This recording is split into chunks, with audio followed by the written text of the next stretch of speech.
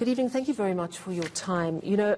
I'm just wondering, that we all remember the devastation of HIV AIDS and how it destroyed family structures and how children had to step up sometimes and become the adults and look after their younger siblings. Do you think that COVID-19 could destroy family structures in the same way?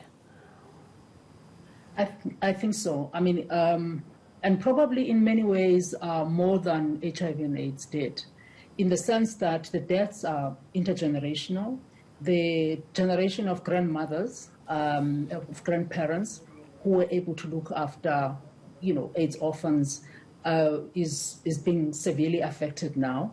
The age groups that are affected by COVID-19 are people who are actually earning income, breadwinners and providers for their families. But we know that it's not just for families, it's also for extended families and communities. So I think we need to talk about the kind of legacies that we are going to see after COVID has come to pass.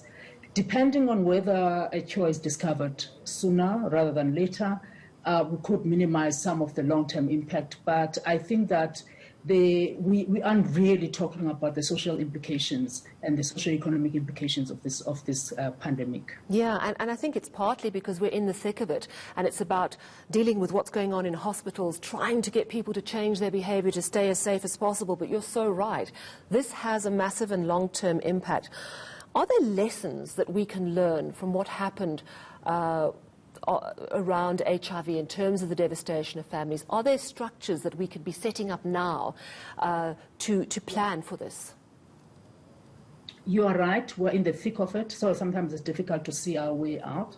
But I think that we need to talk about the kind of support structures and systems that we put in place and safety net. Often we've talked about social grants and the limited granted 350 grants.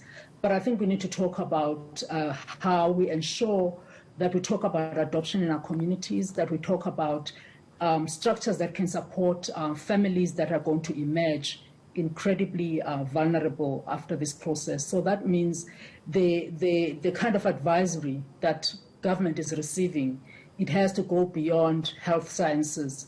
It has to include human sciences, social sciences, behavioral sciences, and all of that, and ensure that we look at this holistically. I think that one of the lessons around, from the HIV and AIDS pandemic is that we didn't plan ahead. We couldn't see what was going to emerge ahead until we're right into it. So I think if government has not set up these structures now, we should do that. I think that also it's important to look at faith-based organizations and draw from those.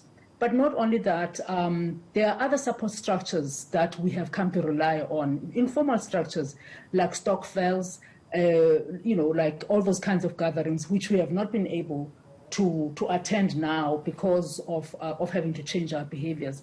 All these have a role that they play in society, and I think government needs to start looking at that. But not just government. I think all of us, we need to look at what is it that works in our communities and what is it that we learned from HIV and AIDS pandemic. All pandemics leave long-term legacies in society.